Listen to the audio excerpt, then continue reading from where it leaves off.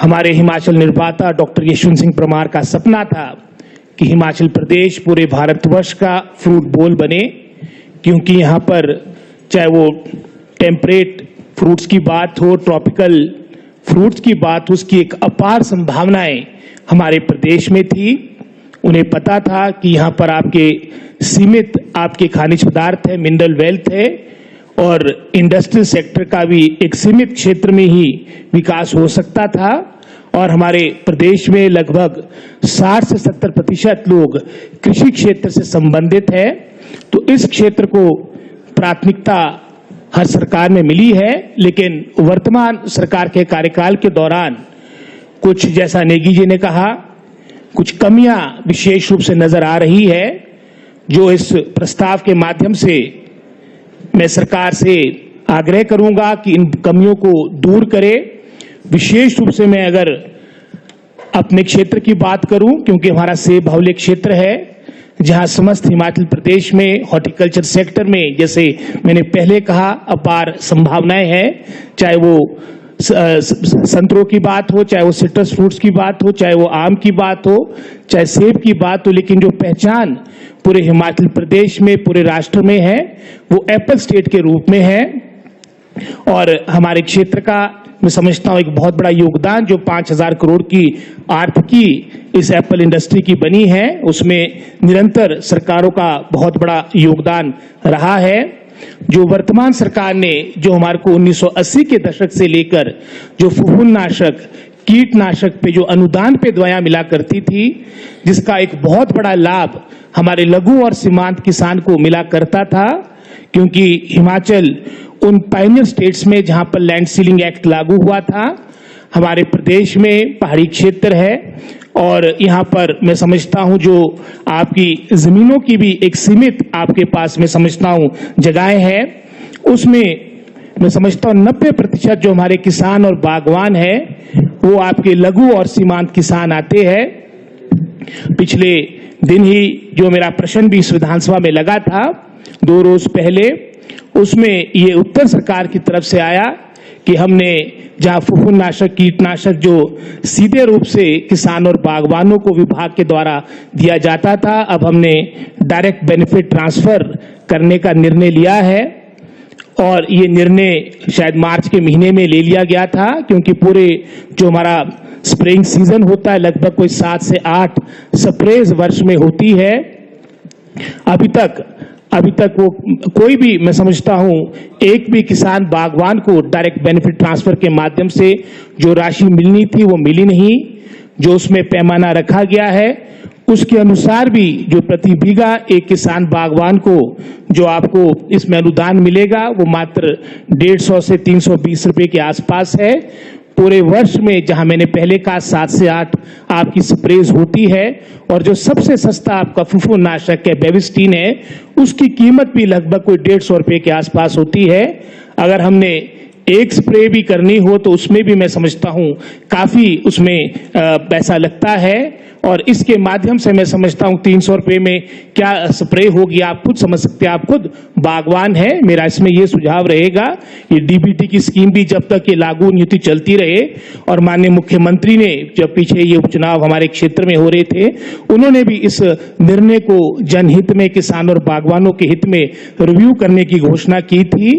अब तो वैसे भी आपका पूरा जो स्प्रे का सीजन है खत्म हो चुका है, अगले साल फिर प्रारंभ होना है। हमारा यही मांग रहेगी कि पुनः जैसे पहले आपको डायरेक्टली हॉर्टिकल्चर विभाग द्वारा फफूंदनाशक, कीटनाशक मिला करता था, वो भी उपलब्ध हो, और जब तक आपकी ये डीबीटी स्कीम पूर्ण रूप से लागू ना हो तब तक की व्यवस्था बनी रहे।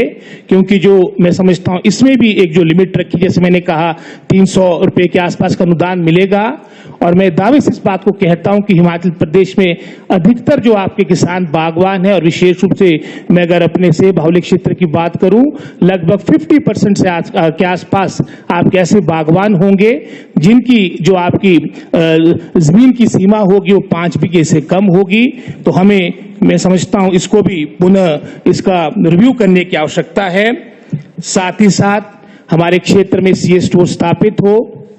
इस वर्ष भी आपने देखा होगा सितंबर महीने तक हमारी मार्केट जो सेब की थी बहुत ही न्यूनतम स्तर में थी, और उस दौरान मैं समझता हूं बहुत सस्ती दरों पे आपके लदानियों ने, आपके आड़तियों ने आपके बागवानों का शोषण किया। और उसका एक समाधान हो सकता है कि हम अपने क्षेत्र में, जैसे परसों भी हमारे वीरेंद्र कंवर जी से मैंने आग्रह किया था, क्योंकि कृषि विभाग उनके पास है, जहां पर भी हमारे सेब बाहुल्य क्षेत्र में या अन्य जहां पर इस तरह की संभावना है, हम अपनी मंडियों के साथ सीए स्टोर का निर्माण करें।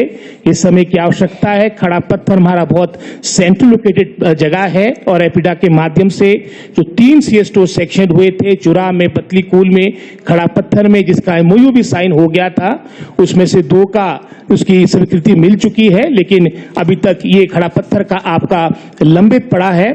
इसमें भी मेरा आग्रह रहेगा सरकार से, इसको भी शीघ्र इसकी भी स्वीकृति प्राप्त हो। जमीन की कोई समस्या नहीं है, फंड्स वैसे भी हमारे बहुत से प्रोजेक्ट्स आ रहे हैं, हम अपने नाबार्ड के माध्यम से भी सीए स्टोर की फंडिंग कर सकते हैं अगर विधायक प्राथमिकता भी उसमें लगती, क्योंकि सीए स्टोर का भी जो कार्य होना है और ग्रामीण क्षेत्र के आधारभूत ढांचे को सुदृढ़ करने के लिए होना है। ये एक माध्यम हो सकता है।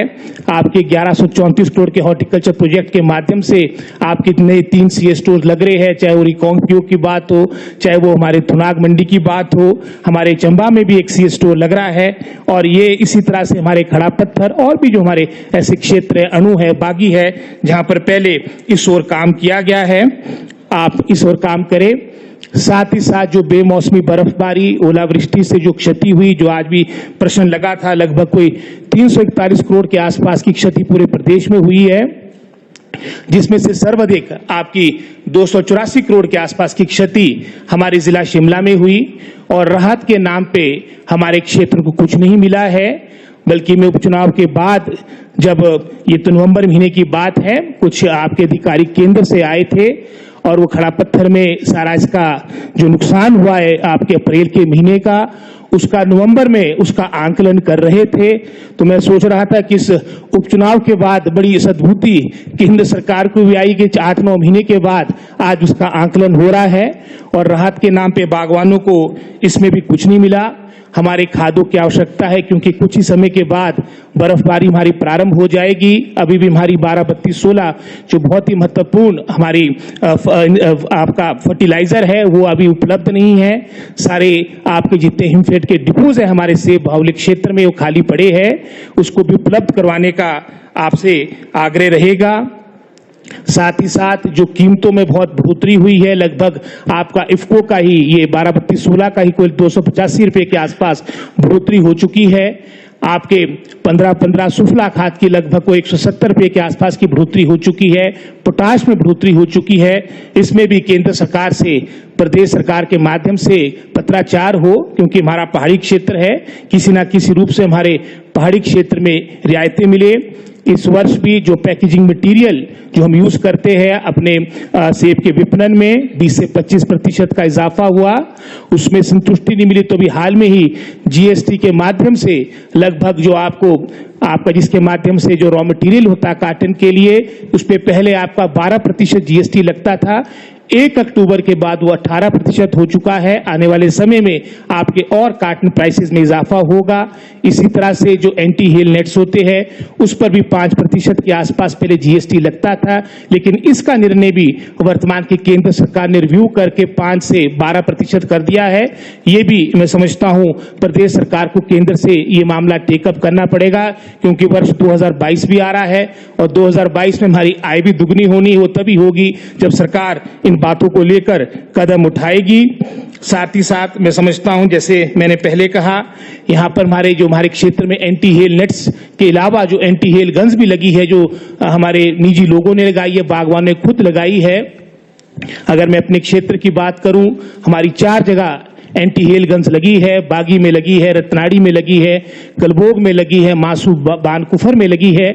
इसको भी डिपार्टमेंट टेक ओवर करे, क्योंकि 3 गन्स आपकी ऑलरेडी हॉर्टिकल्चर डिपार्टमेंट के पास है, एक हमारी मड़ाव चौपाल में लगी है। इन हेल गन्स की रिपेयर मेंटेनेंस, इनका मैं समझता हूं इनके ऑपरेशन आपके हॉर्टिकल्चर विभाग के अधीन हो। ये भी मेरा मंत्री जी से आग्रह रहेगा। हॉर्टिकल्चर हमारा बहुत इंपॉर्टेंट सेक्टर है और इसी के माध्यम से अगर रोजगार की बात करें, चाहे अपने क्षेत्र की आर्थिक को सुदृढ़ करने की बात, इसकी बहुत महत्वपूर्ण भूमिका है। साथ ही साथ हमारी ऊपरी शिमला, जहां लगभग पूरे, अगर हम एप्पल प्रोडक्शन की बात करेंगे, लगभग कोई 65 से 70% के आसपास उत्पादन होता है। एक हॉर्टिकल्चर कॉलेज हमारे क्षेत्र में स्थापित हो, ये भी बहुत महत्वपूर्ण है। और पहले जैसे हमारे वरिष्ठ माध्यमिक पाठशाला में हॉर्टिकल्चर सब्जेक्ट आपको पढ़ाया जाता था, वो भी बंद हो गया है। उसको पुनः प्रारंभ करना बहुत जरूरी है, क्योंकि हर व्यक्ति को सरकारी रोजगार मिले ये संभव नहीं। और हमारे क्षेत्र में एक विकल्प बहुत अच्छा बन चुका, बल्कि चुनाव के दौरान हमारे एक वरिष्ठ पत्रकार आए थे, वो पूछ रहे थे कि आपके क्षेत्र में पलायन की समस्या नहीं, क्योंकि हमारे साथ लगता क्षेत्र उत्तराखंड का है, वहां पर गांव के लोगों ने पलायन कर दिया है, मात्र वहां बेचारे बुजुर्ग लोग हैं। मैंने कहा कि यहाँ पर जो हमारी कैश क्रॉप हमारे क्षेत्र में मैं समझता हूँ बनी है, सेब एक वरदान के रूप में आया है, उसके माध्यम से एक सुख और समृद्धि हमारे क्षेत्र में आया है और कोई भी पलायन, कोई माइग्रेशन हमारे क्षेत्र से हुई नहीं। आने वाले समय के लिए ये इंडस्ट्री, हमारी हॉर्टिकल्चर इंडस्ट्री मजबूत हो, इसके लिए सरकार प्रयास करे, विभाग प्रयास करे।